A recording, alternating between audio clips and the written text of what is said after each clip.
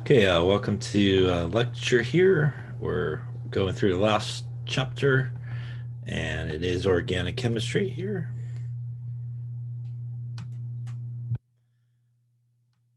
Okay, so last time we obviously started talking about organic chemistry, which is obviously the study of basically carbon-based compounds. As we talked about last time, as we saw, pretty much all sort of organic compounds have almost a generic sort of connection as to how they come together.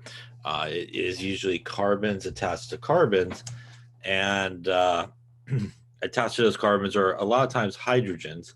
And again, you get things that look something like this. Maybe get something right with. There we go. So you get something that looks, for example, like this. Just carbons attached to carbons, and then hydrogens there attached to our carbons as well. Um, these are what are sometimes referred to as hydrocarbons because again they contain basically carbons and oxygens.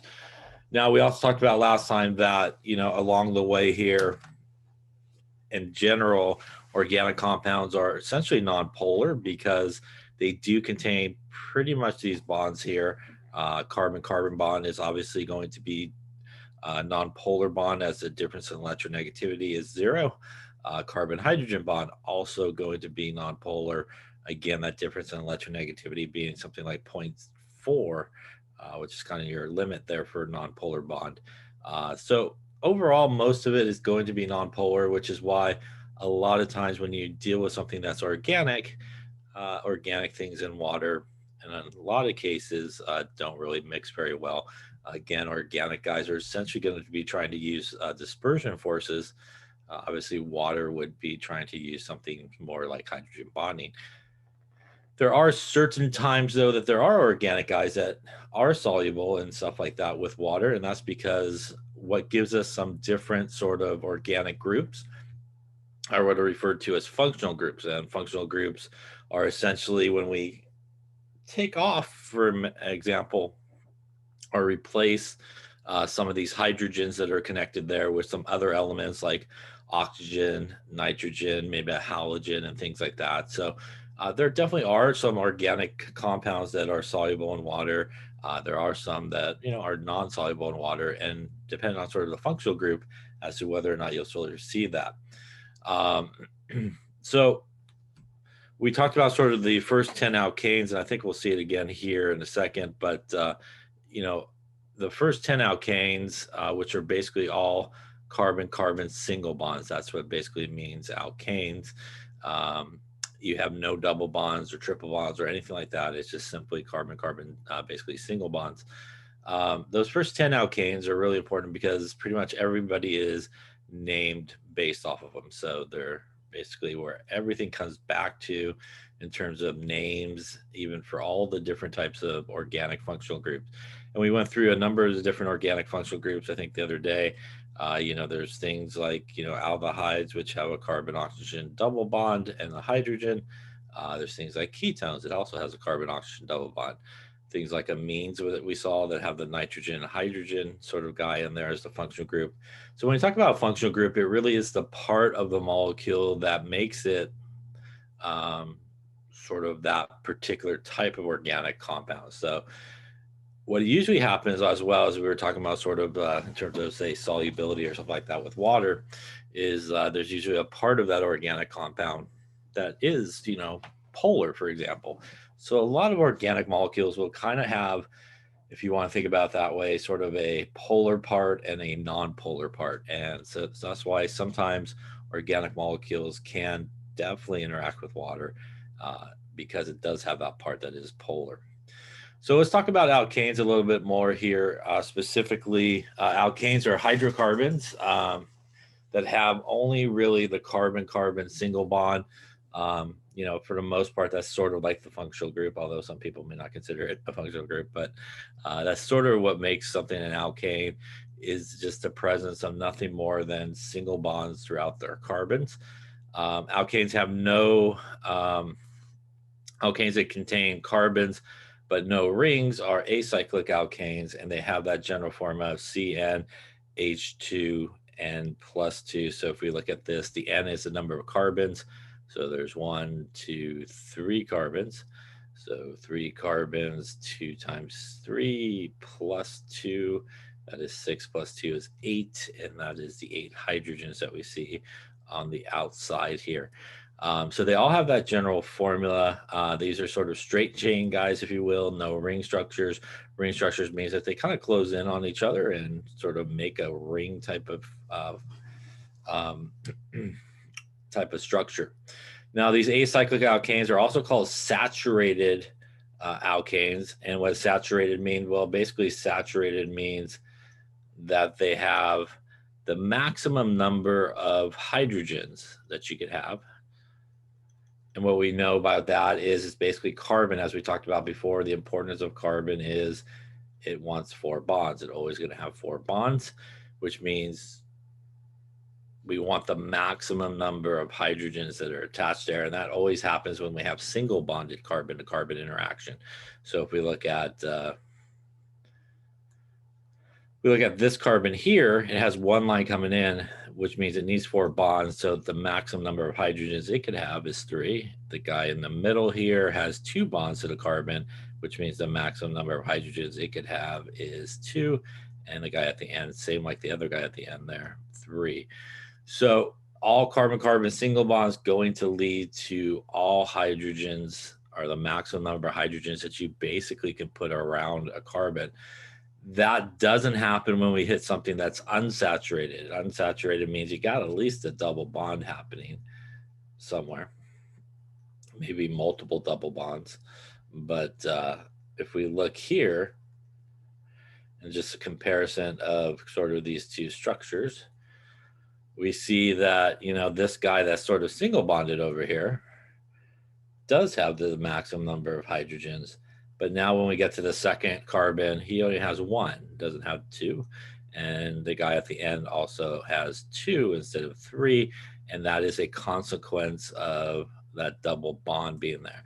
I think we might have talked about it last time, but essentially every time sort of in organic chemistry, you slap on another bond, as you go from single to double to triple, you pretty much are going to sacrifice 2 hydrogens. And that's what we see here on the guy on the left to the guy on the right. In order to make that double bond and not have carbon have too many bonds, those 2 hydrogens need to go missing.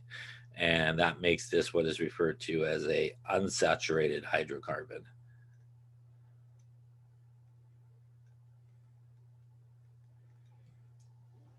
Any questions on that there?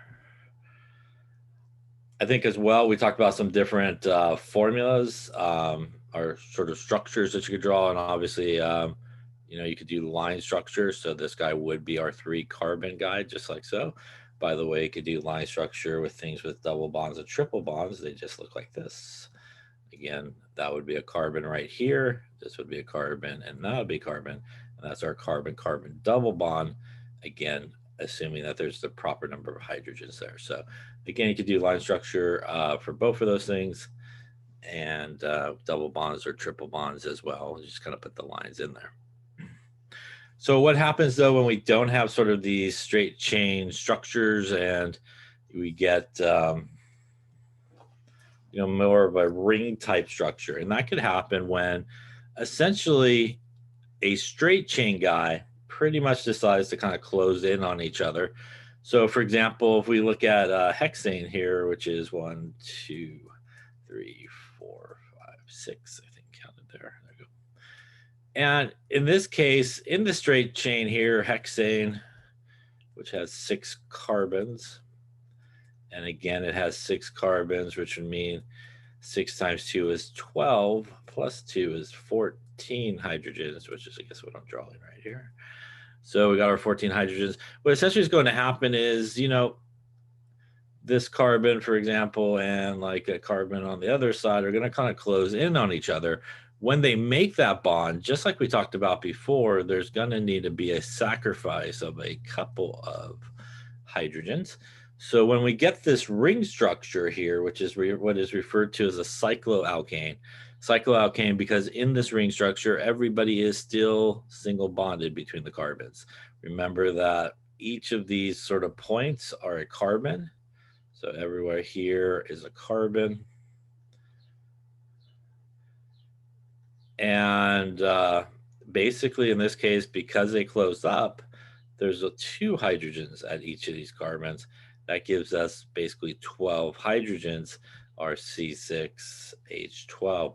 And that's because when you make a cycloalkane, because the ring or the structure sort of closes up on each other, we get these loss of 2 hydrogens. So it has a general form as CnH2n. And, you know, we talked about sort of naming some of these guys. This guy, again, is a 6 carbon guy, which is just like this guy, which is hexane. And because this is a cycloalkane, this is what is known as cyclohexane.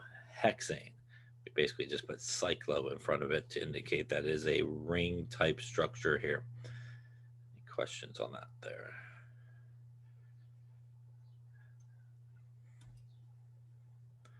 Okay, so we talked about these first 10 alkanes, and you should know them. It's really important, especially, again, like I mentioned, everybody comes back to these sort of first 10. Because they're alkanes, they all end in the alkane sort of way, which is ANE. So we have methane, ethane, propane, butane for 4. Then when we get to 5, we kind of use the normal prefixes for 5, like penta, and then afterwards hexa, hepta, octa, and nona, and so forth. So here's our sort of formulas here. Again, you know, we have our line structures that we could draw, you know, and keep going for each of these here.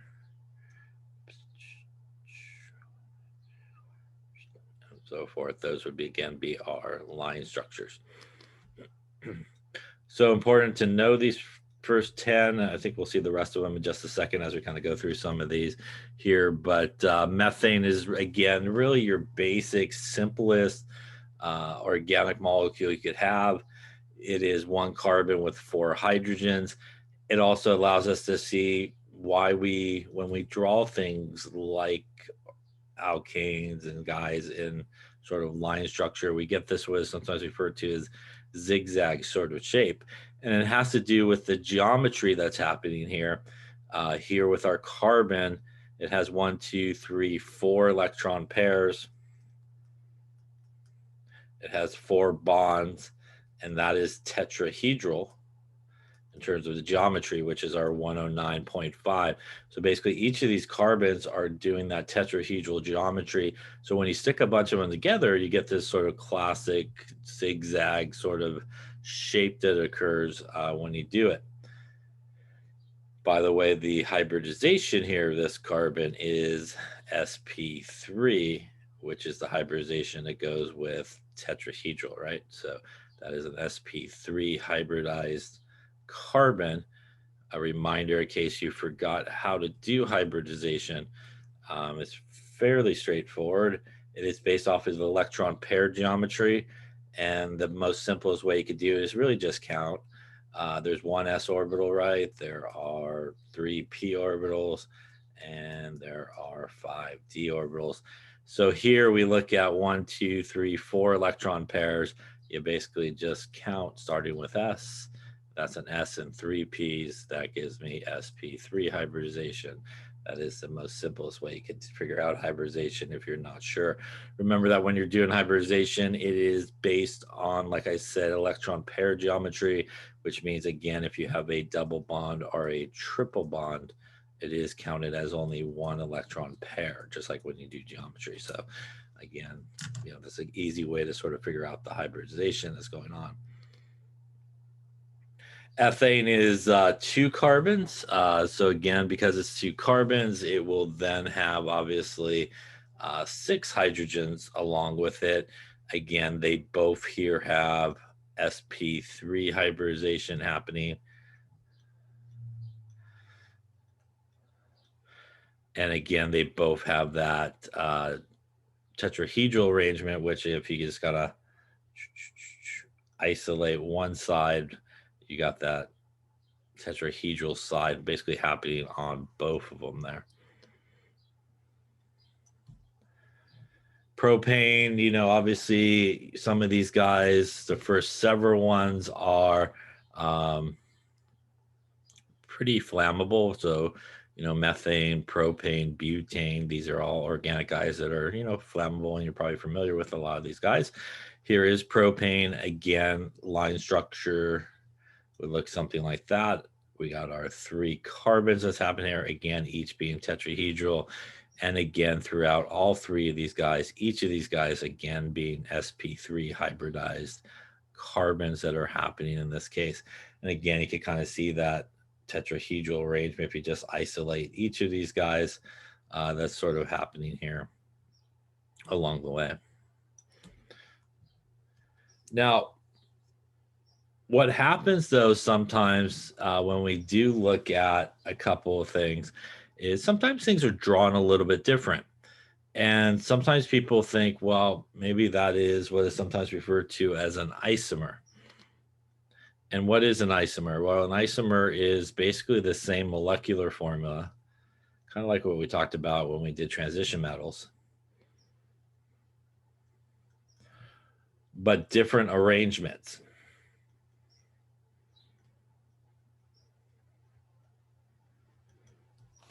So, for example, here, you may look at these 2 structures and think that they are both different things because, you know, they are kind of drawn differently. But if we count up everything, the guy on the left has 3 carbons. The guy on the left also has 8 hydrogens. The guy on the right has 3 carbons and also 8 hydrogens. So they both have the C3H8 arrangement. Now, one of the most sort of key things when you're doing organic chemistry is, and especially when you're trying to name things and stuff like that, is there's always the thing that you want to do is find the longest continuous carbon chain. Now, the longest continuous carbon chain is really a key thing when you're naming, you're trying to find what things are.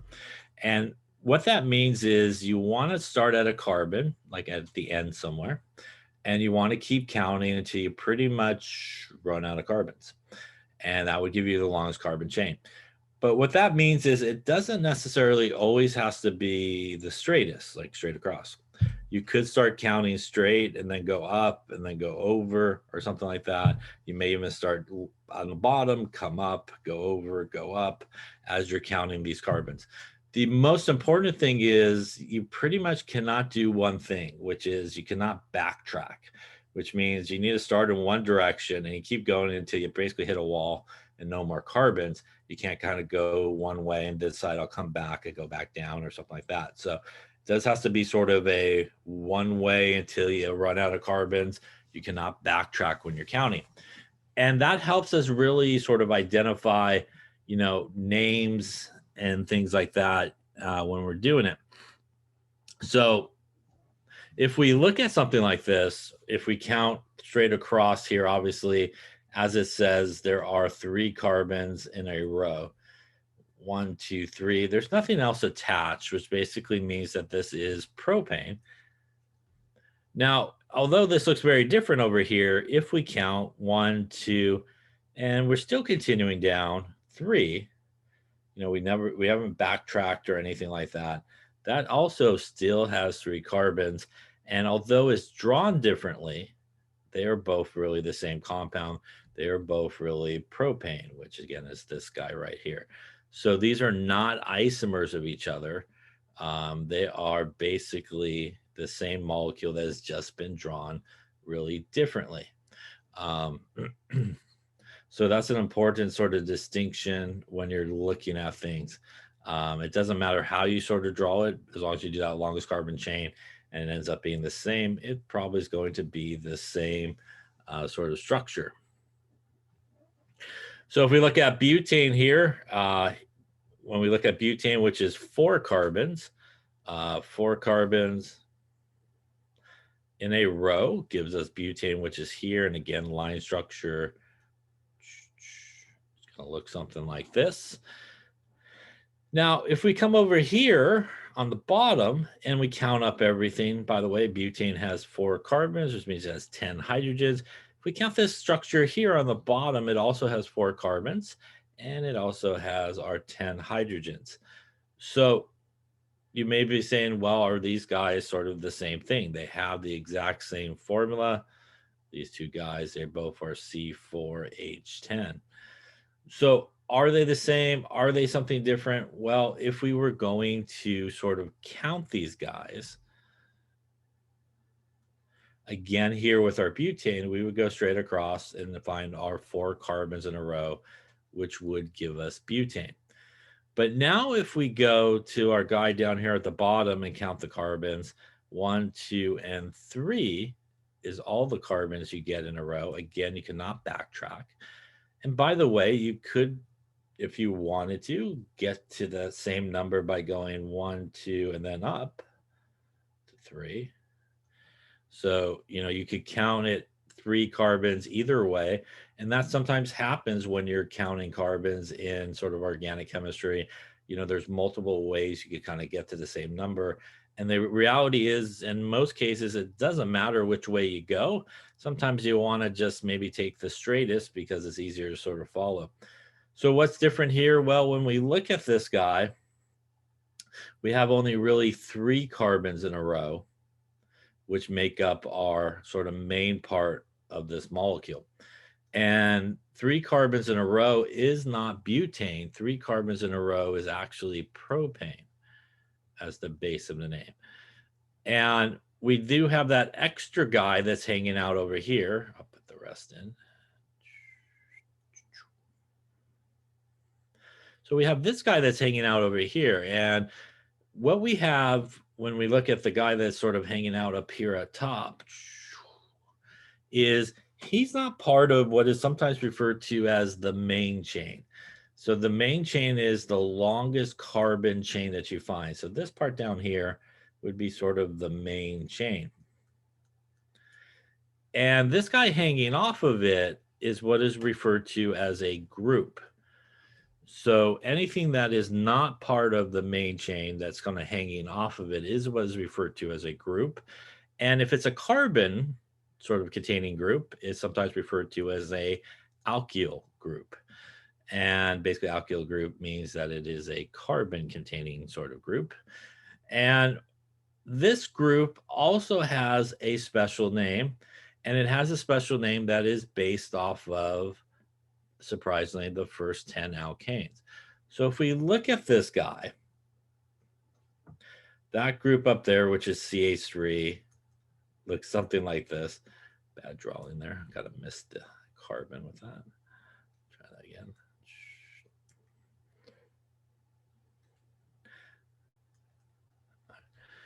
Now, you may look at this and go, this looks kind of familiar. It's a 1 carbon sort of group. And a 1 carbon group is based off of a 1 carbon alkane. And the 1 carbon alkane is a methane. But the difference between the group and methane is right here. This group here does not have the extra hydrogen. Why does it not have the extra hydrogen? Well, if I try to take a methane and attach it to that carbon, the problem is I now have 5 bonds around that carbon, which is no good. So what an alkyl group is basically an alkane that is missing a hydrogen. And it's missing a hydrogen because that missing hydrogen allows it to connect in.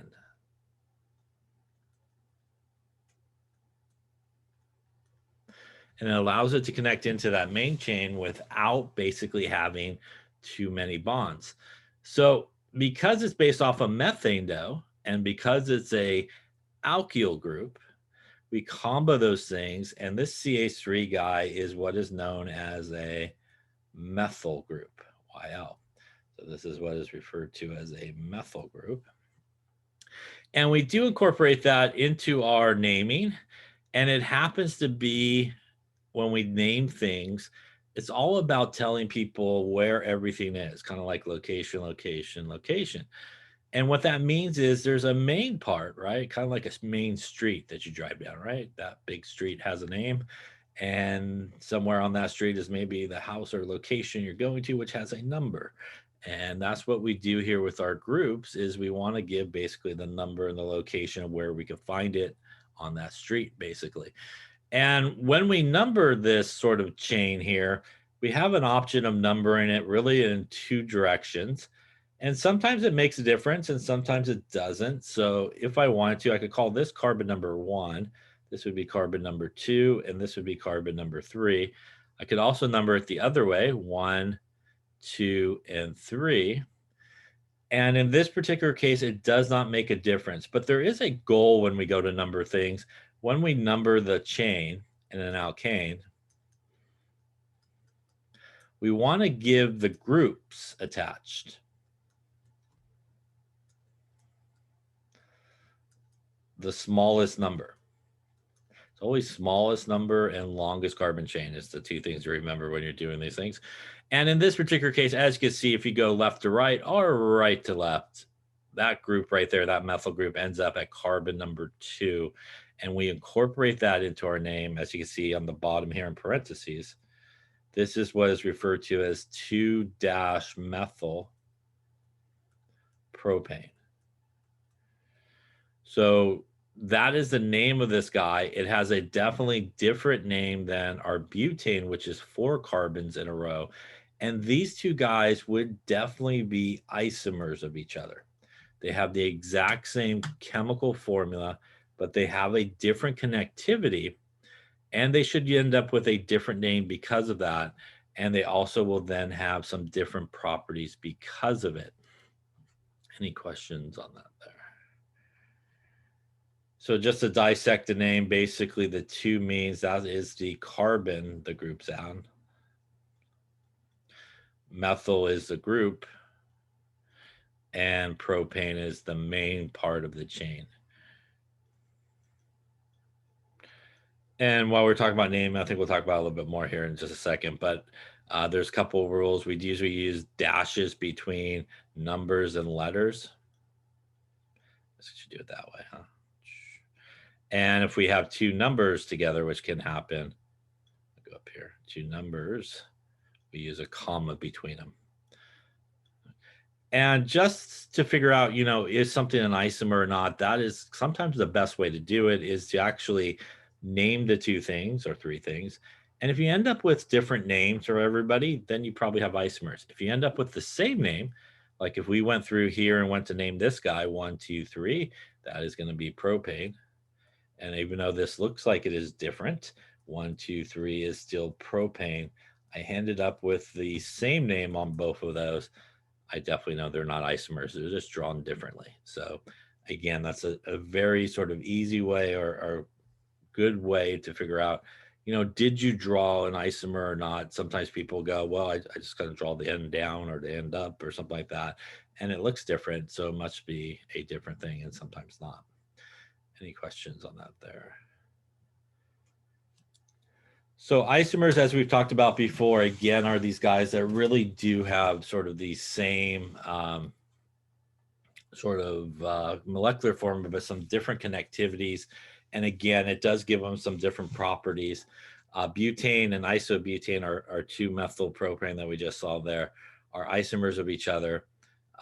They are constitutional isomers. They differ in the way that the atoms are connected to each other. So these are actually 2 different types of organic compounds.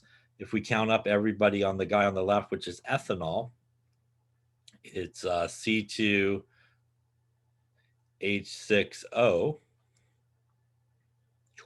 Count up the guy on the right, which is dimethyl ether. It is C2H6 and O. They both have the exact same formula, but definitely some different connectivities, and they would have some different names. As you can see here, one is called ethanol, one is called diethyl ether, and that is because of the way they are connected. They actually are different functional groups. This guy right here is the OH. That OH group is part of what makes something a alcohol here. Hence the OL and the OL in the name of it. And if we look here, that is 1 and 2 carbons. 2 carbons is based off of ethane, because it's an alcohol, we drop the last part and put OL on the end of it, and it goes from ethane to ethanol. Again, that's why those first 10 guys are really important. Here we have a carbon, oxygen, carbon, which is the ether functional group. And again, because of that, it has a different sort of name, that is dimethyl ether. That, by the way, just so you know, is actually the common name.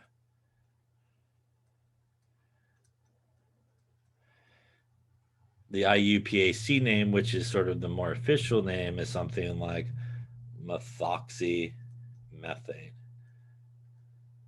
So again, as we talked about last time, organic chemistry, there's sort of the the IUPAC name, which is the International Union of Pure and Applied Chemistry, kind of again like the formal name, if you will.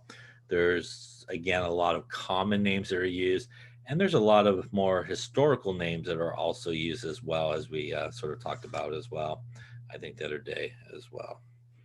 But again, these different connectivities, giving it definitely different names, actually giving us different sort of organic compounds. And each of these things do have a variety of different sort of properties. So for example, alcohols obviously could do some hydrogen bonding because it has the OH group. This guy, not so much hydrogen bonding on the right there. But again, even though it has the oxygen, it doesn't have that hydrogen attached to it. Can't do hydrogen bonding. So just a slight difference in sort of connectivity does change a lot in terms of properties and how these things sort of interact with each other. So as I mentioned before, isomers, as the number of carbons increases, the number of possible isomers increase. Pentane has a 5-carbon alkane with 3 isomers. And again, if we look at these guys here, they all have the exact same molecular formula, which is pentanes, which is C5H12. So if you go through each of these structures and we count them up, they will have all the same sort of chains, all the same sort of numbers and stuff like that. So let's talk about the names. This is a good thing to know. And I'm going to get rid of these names. These are more, again, of some common type names and stuff like that. So we're going to look at these more IUPAC way of naming here, and just to talk about, how we get to these names. So what we're looking for is always, as we talked about, the longest continuous carbon chain. And in this particular case, this is just straight across here. We just got a straight across in this condensed formula, which is what we're looking at there. Basically 5 carbons, which basically goes to pentane. There's nothing else attached. Again, if we had line structure, spread it out there pretty big, I don't know why, but it will look something like this. Again, nothing else attached. Everything is part of that main chain as we go across it here. Basically 1 carbon to 2 carbons to 3 carbons to 4 carbons and to 5 carbons, as I miss it there. So this guy's name would be obviously pentane. When we come over here to the guy in the middle, we could go 1 carbon, 2 carbons, 3 carbons, 4 carbons, and that is the longest chain. Again, if you wanted to, you don't always have to, and it may not always be, by the way, the straightest chain. Again, you could also get to 4 by going 1, 2, 3, and then up to 4, and you could do that as well. And you could choose, if you come across a tie, like I mentioned before, again, you could choose any way you want, but sometimes it's best to kind of go with the straightest guy. Makes it a little bit easier to see. And then what you want to again do is try to figure out what is attached that's not part of it. So here, as we see, we have this 1 carbon group that's attached that is not part of the longest continuous chain. And as we talked about last time, a second ago, this is what is referred to as a methyl group, YL. 4 carbons in a row is no longer pentane, but 4 carbons in a row is butane. And we have a methyl group, and we need to give the location of where that is. Now, when we go to number this, if we numbered left to right, this would be carbon 1, this would be carbon 2, this would be carbon 3, this would be carbon 4. Your other option would be to number right to left in this case, sort of purple direction here, 1, 2, 3, and 4. In comparison of our numbering here, the methyl group gets a smaller number when we go left to right here, and it ends up at carbon number 2, as opposed to in the purple direction, we end up at carbon number 3, where that methyl group is located, always the smallest number. So this would be 2-methylbutane. Again, as I mentioned before, between a number and a letter, we put a dash. If you happen to have two numbers that come up, we do a comma between those two guys. Any questions on that name? And again, line structure here would look something like this. Again, only 4 carbons in a row. And we would have a methyl group hanging out right there. So that would be the line structure there of our center guy. And again, you could follow the same sort of procedure on a line structure going 1, 2, 3, 4. That's my longest chain, which again would represent this guy straight across. And you have this lonely line that's basically hanging out there on the top. And sometimes people are confused, like, hey, there's a line with nothing at the end of it. In line structure, I think, as we talked about last time, if you see a line with nothing at the end, there should be a carbon at the end. And it represents this bond right here, basically. Any questions on that there? Now, coming to our very last one here, again, having the exact same molecular formula, but when we count, if we go straight across, that is 3. Again, you don't have to go straight across. You go straight across to the middle, and then up is 3. You even go straight across to the middle, and down is 3. But no matter which direction you go, you could even, if you want, go from the bottom to the top, which is 3 in a row. No matter which direction you go, it does look like 3 is going to be our winner there. And again, 3 carbons as our longest continuous carbon chain, again, is no longer pentane, but 3 carbons gives us the base of the name, which is propane. Now, in this particular case, we have 1 carbon group on top, 1 carbon group on the bottom. They're both, again, that 1 carbon group, which is based off of methane and becomes a methyl group.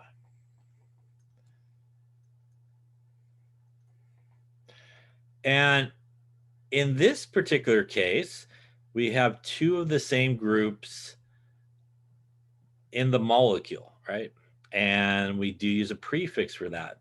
The prefix for 2 is di, and we would incorporate that into the name. This would be dimethyl. Now, it's dimethyl not because they are connected to the same carbon. It's dimethyl because there's actually just 2 of them total in the entire compound. They could be on different carbons, and it would still be dimethyl, but that's what the di means.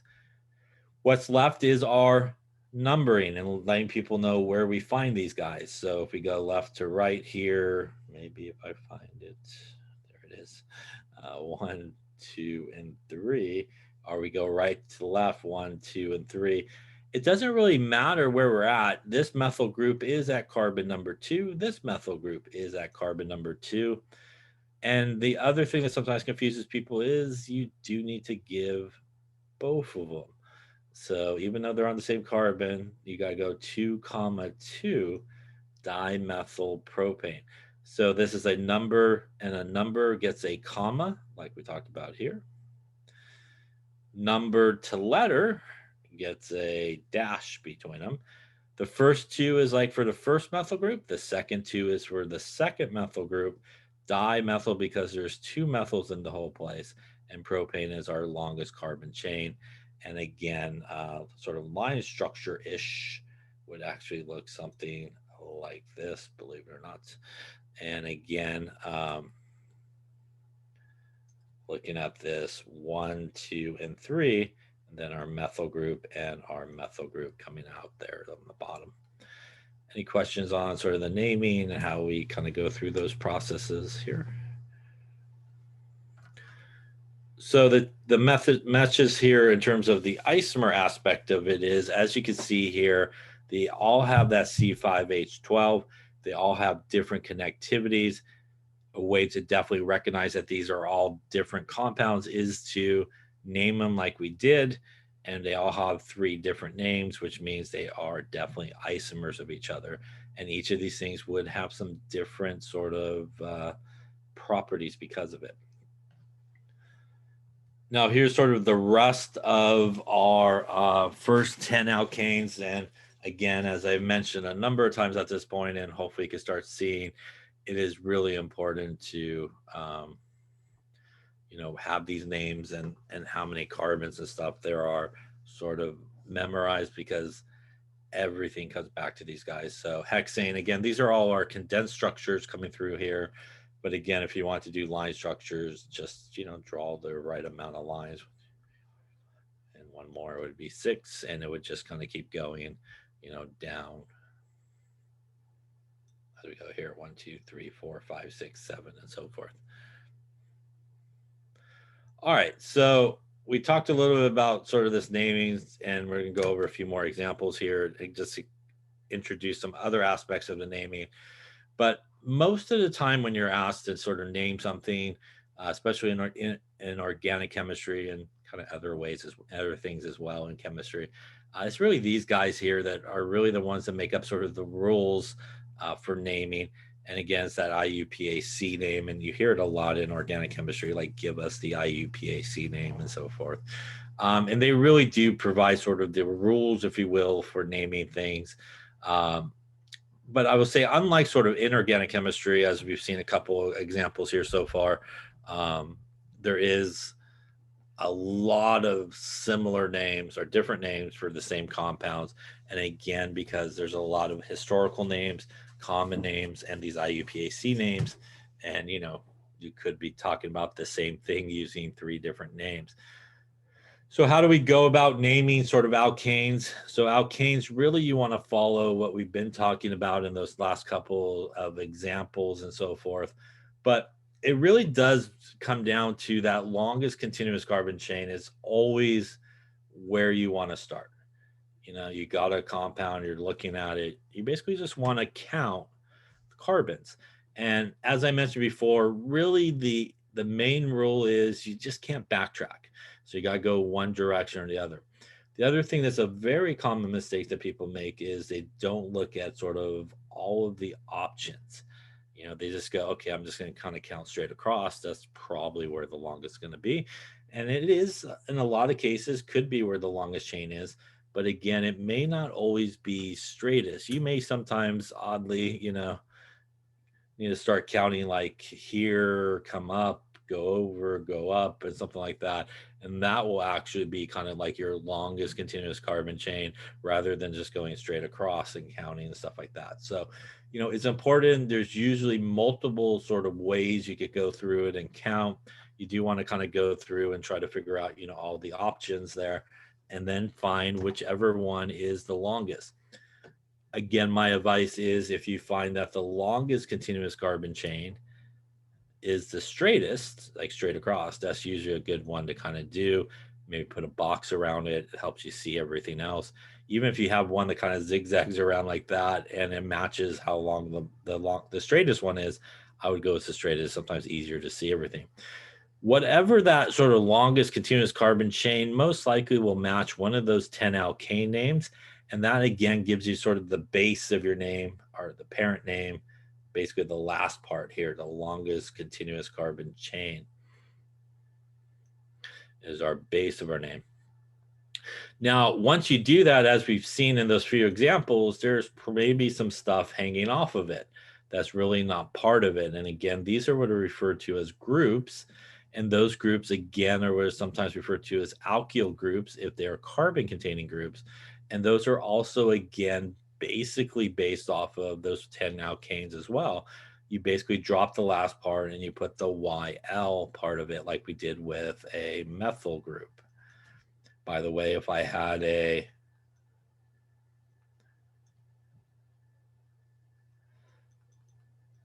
two carbon group like this hanging off of it, 2 carbons is based off of ethane.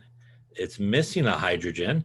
So ethane becomes an ethyl group.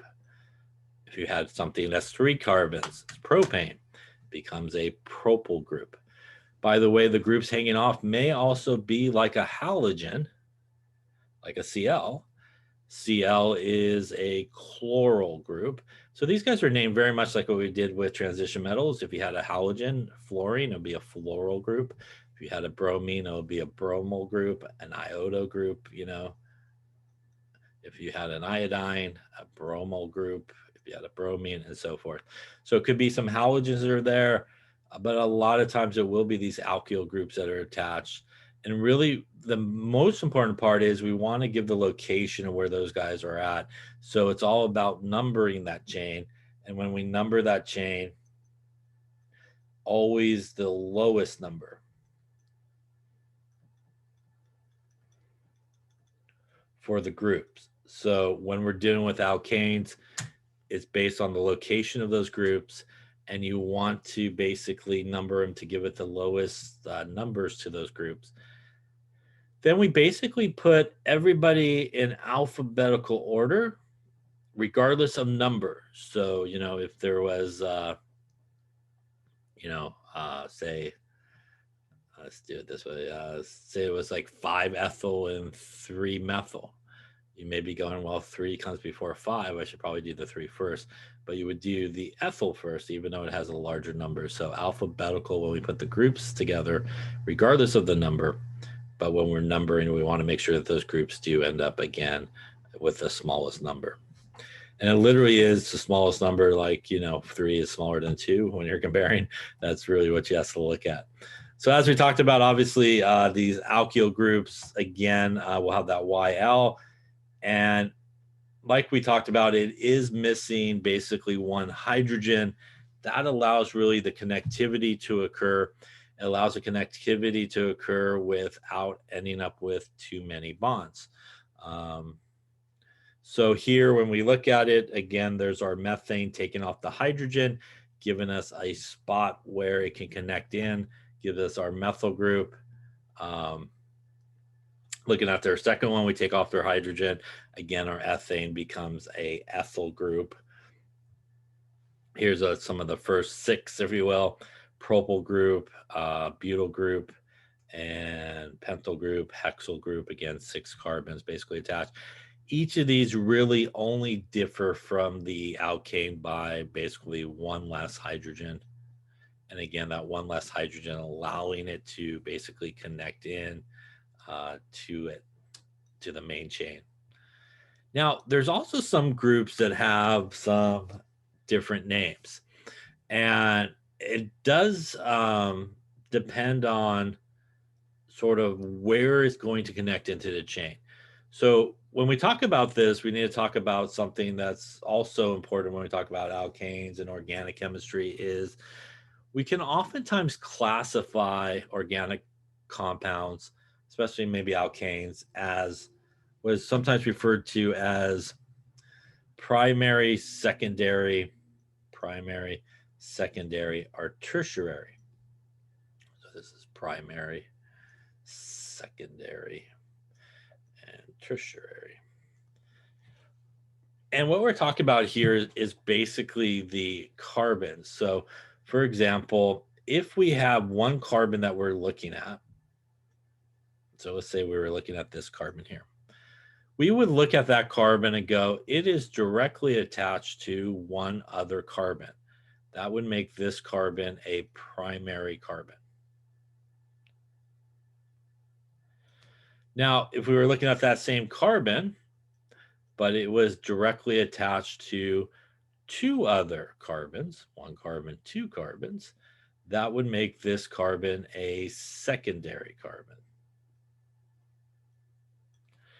And I'm assuming you could probably figure out the third one there, but we were looking at this carbon here, and it was directly attached to 3 other carbons, such as this. That would make this a tertiary carbon. So primary carbon, basically 1 carbon attached to 1 carbon directly. Secondary carbon, that carbon's attached directly to 2 other carbons. And tertiary carbon, that guy is attached to 3 other carbons. So what does that make a difference? Well, we see a difference when we look at something, say, for example, back it up here for just a sec. We look at something like, say, propyl group here. Right? So if we look at the propyl group, it is basically based off of propane here. And let me just draw out propane.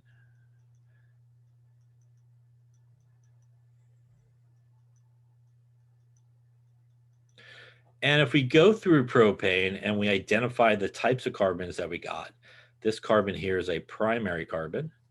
This carbon at the other end is connected only to one carbon directly, also a primary carbon.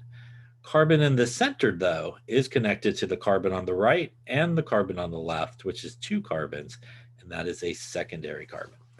So this guy needs to, for example, attach into a carbon chain, right? So if we attach this guy by taking off a hydrogen at the end, we end up with something that looks like this. And basically what we just did is we took off the hydrogen from the primary carbon. You can get on the left end or the right end, it's basically the same thing.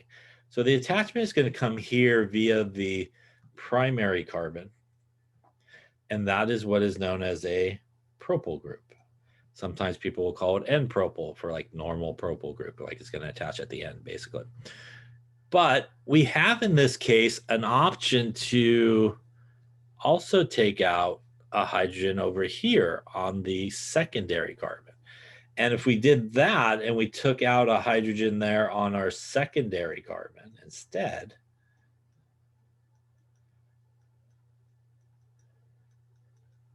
the connection is no longer going to happen at the end here.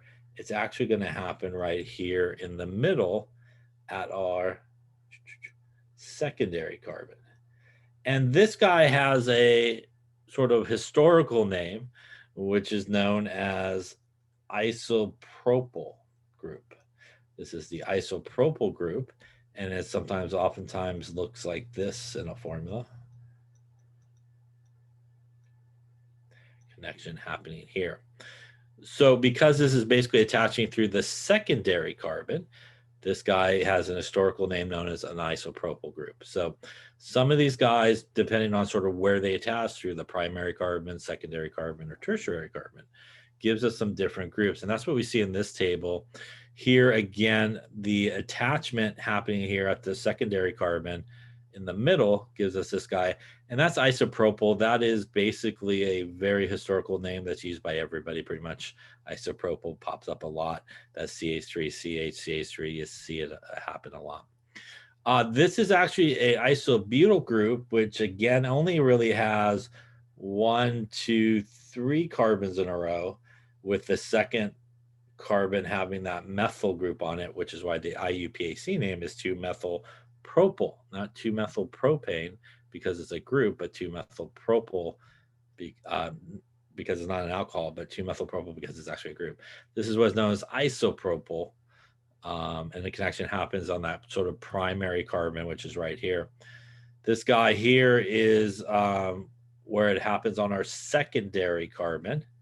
This is again attached to one carbon there and one carbon there. That is why it's called sec-butyl. Has 4 carbons, sec for secondary, and that's what is sometimes referred to as sec-butyl. And this guy actually attaches in the tertiary carbon 1, 2, and 3, and that's why it's called T-butyl or tert-butyl for tertiary butyl group in terms of its connection. So there's a few sort of branch type of connection groups here that occur, and some of these are fairly historical and used a lot, and most of the time we will use sort of these names for these groups. We definitely, very rarely people use sort of these IUPAC names of naming, even when they're sort of doing IUPAC way of naming. They'll use the isopropyl name, the sec-butyl name, and things like that. Any questions on those sort of groups? Okay, so let's take a look at some of these here, some examples maybe. And so let's take a look at this guy here. And again, if we were going to look at this guy, the first thing definitely that you want to do is we want to find that longest carbon chain. So really in this case, we have several options. We can go look at this. And again, might as well just go straight across, and straight across gives us 1, 2, 3, 4, 5, 6.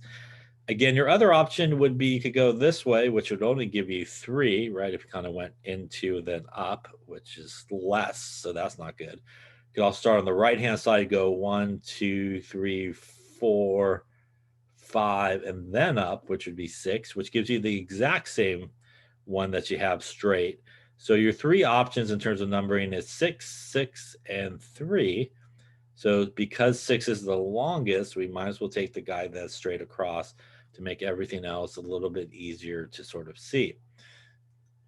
And by the way, just to redraw this in sort of line structure so we can have a side-by-side comparison here, naming 1, 2, 3, 4, 5, 6. Then we got this guy coming up here. So what we just did basically is 1, 2, 3, 4, 5, and 6.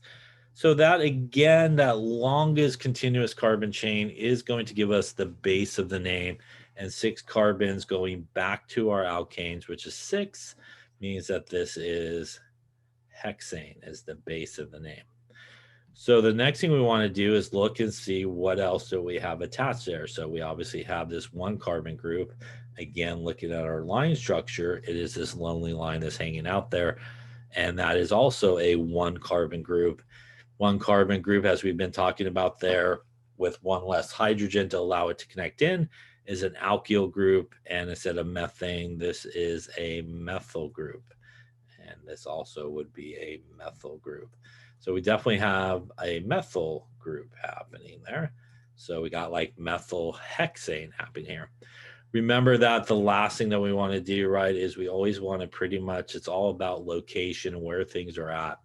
So we want to number the longest carbon chain. We have 2 ways of doing it. 1, 2, 3, 4, 5, and 6. Again, if we did this guy, 1, 2, 3, 4, 5, and 6. Your other option would be to go right to left. And again, we'll do that in red maybe.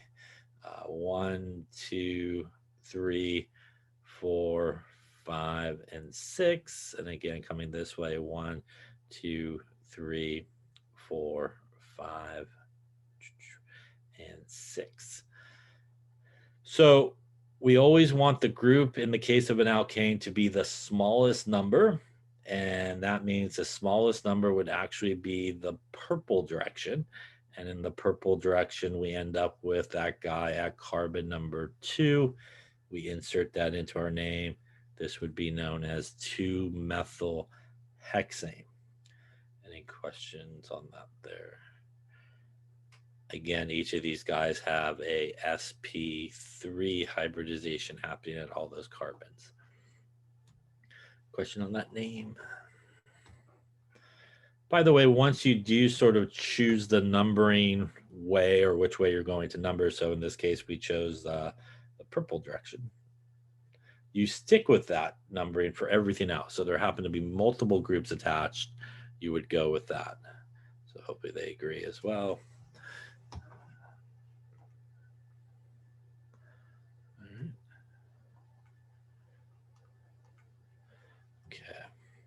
And again, as you can see, this is sort of what we went through, methyl at carbon number 2.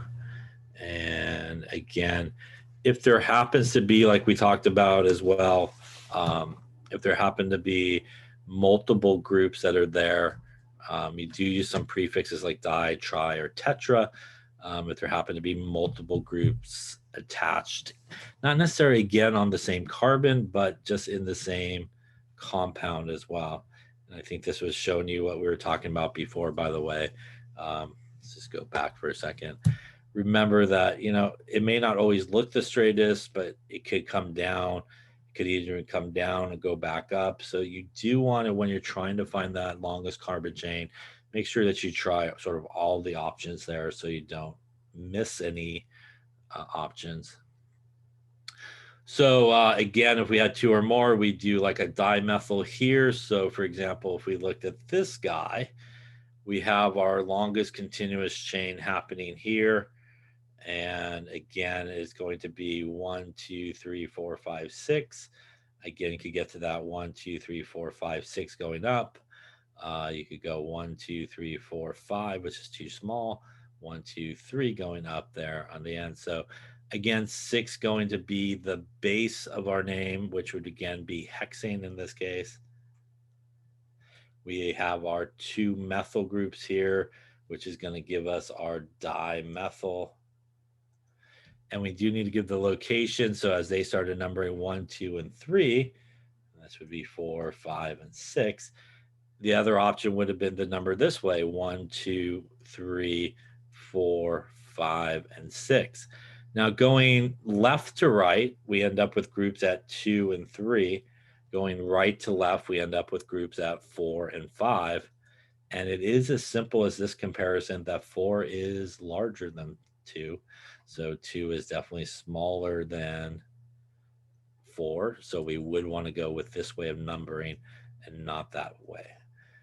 So putting those together would give us 2, 3, again, comma between 2 numbers, dash dimethyl for our 2 methyl groups that are there. And then the base of the name would be hexane. So again, 2, 3 dimethyl hexane. Any questions on that one there? Now we do, and there are some weird sort of rules that sometimes occurs here in naming organic compounds, and we could thank the IUPAC for that. But one of the ones that sometimes gets people is what it says there. We do alphabetize the prefixes. I'm sorry, we alphabetize the groups that are attached there, or the substituents, or sometimes called, but we do ignore the prefixes. So what that means is, if you were sort of putting something together like dimethyl versus an ethyl, here we would look at E versus M and not the di part of it. So that's what it means there. We ignore the prefixes. So alphabetical, this guy would go first, followed by this guy, because it's really M that's happening there. Again, we need to give the number for everybody, even though they may be on the same carbon. We need to give the number twice. And again, that's where we get our number of between the parentheses, the comma between 2 numbers, and the dash between a number and a letter. And as I also mentioned before, regardless of sort of the number as well. So if you had like a 5-ethyl and like a 2-methyl, when you would go to name it, you would actually go with the ethyl first, even though it has a larger number, and then the methyl. So that also sometimes, you know, we're so used to like we should put things in order. Order to us implies as well usually like, hey, we should go with like the smallest number to the largest. But again, in this case, we ignore that aspect of it. Any questions on that? So this is one I think that we did there a second ago. So hopefully they end up with 2-methyl hexane, which is what we ended up with. That was the one where we did our 2,3 dimethyl hexane here. Again, putting those guys in those sort of order. A reminder as well, if you line structure, what this would look like would look something like this. 1, 2, 3, 4, 5, 6. There would be a methyl group hanging out there, and there would be a methyl group hanging out there. And that would again be equivalent to what we just did there. Again, 1, 2, 3, 4, 5, and 6, which would represent this guy here. And again, our 2 kind of lonely lines there, which really aren't just empty lines. These guys are our methyl groups that are hanging off, which would represent these guys here. Any questions on that there? Okay.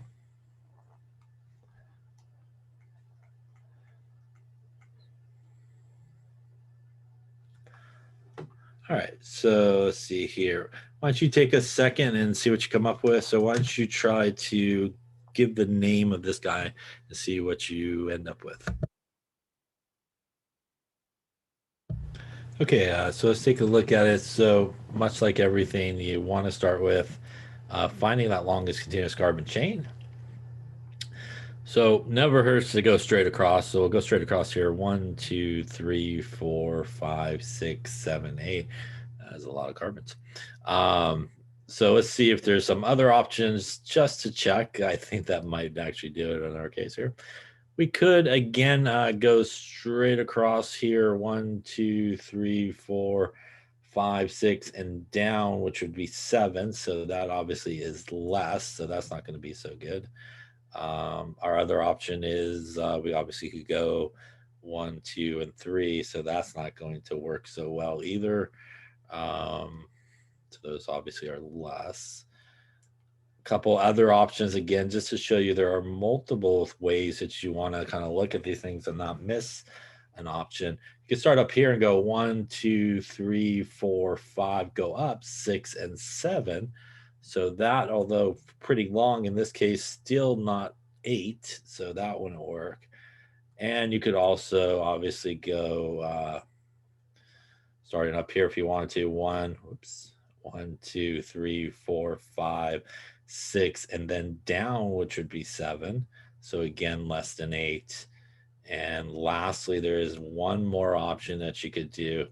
And again, just to show you that there are multiple ways that you could look for these longest carbon chains. You just don't want to kind of do one way and think it's the right way. You go 1, 2, 3, 4, 5, 6, 7, and 8.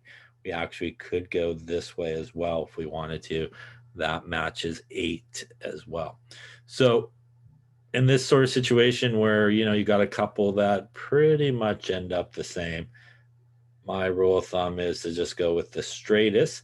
Again, you can kind of put a box around it or highlight it or whatever you like to do, and that does help you sort of identify things that are not part of it.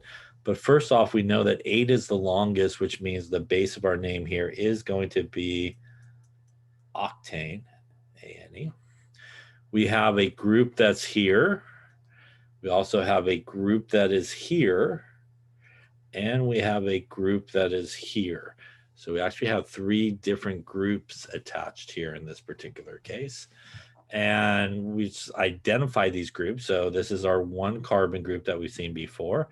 So that is a methyl. This is also a 1 carbon group, which is a methyl. That also means that in this particular case, we have 2 methyl groups in the same compound. That would give us our dimethyl part, where we would use that prefix. And we also have over here a 2 carbon group. 2 carbon group based off of ethane would now become a ethyl group. So we have an ethyl group that's happening there. Any questions on identifying those groups? So what is left is we need to do some locations of where things are at. So we have really 2 options in terms of numbering. We could number left to right, and if we do that, going left to right, this would be carbon 1, this would be carbon 2, that would be carbon 3, that would be carbon 4, that would be carbon 5, carbon 6, carbon 7, and carbon 8. That means sort of going in our red direction, if you will. We have a group at carbon 2, we have a group at carbon 5, and we have a group at carbon 6. Your other option would be to go in the opposite direction. So going in the opposite direction, this would be 1, this would be 2, this would be 3, this would be 4, that would be 5, that would be 6, that would be 7, and that would be 8. Going in sort of the green direction gives us a group at 3, a group at 4, and a group at 7. And in comparison, it is as simple as I mentioned before. 2 is smaller than 3, which means we would not want to go in that green direction in this case. Any questions on that? So now that we went in the red direction, that is where we're going to get all of our numbering. So for our dimethyl, we have a carbon at a methyl at group carbon number 2 and carbon number 6, which means that's like a 2,6, right? Parentheses between the 2 numbers, dash between the number and the letter. Our ethyl group would then be at carbon number 5. We now have the basis of our name here. We need to put it in alphabetical order. So that is where that one weird rule for a lot of people come into play. We're going to compare E to M because we're not going to look at the prefix here. So alphabetical, that means that actually the ethyl group should come first. And that means putting all of this together gives us 5 dash ethyl dash 2,6 dash dimethyl, and the base of our name, octane. Again, we see a dash between a number and a letter, and we even see a dash between a letter and a number. So letter, number, no matter if the letter comes first or the number comes first, should have a dash. Again, comma between two numbers. This again is just giving us the location of where you find everything. When you look at a name like this, you start at the back and go octane. So that's 8 oxygens, 8 carbons. And off of those 8 carbons, I know at carbon number 2 and carbon number 6, I should find a methyl group. And if I go to carbon number 5, I should find an ethyl group. Any questions on that name there? Again, line structure, just to kind of show you what it would sort of look like here.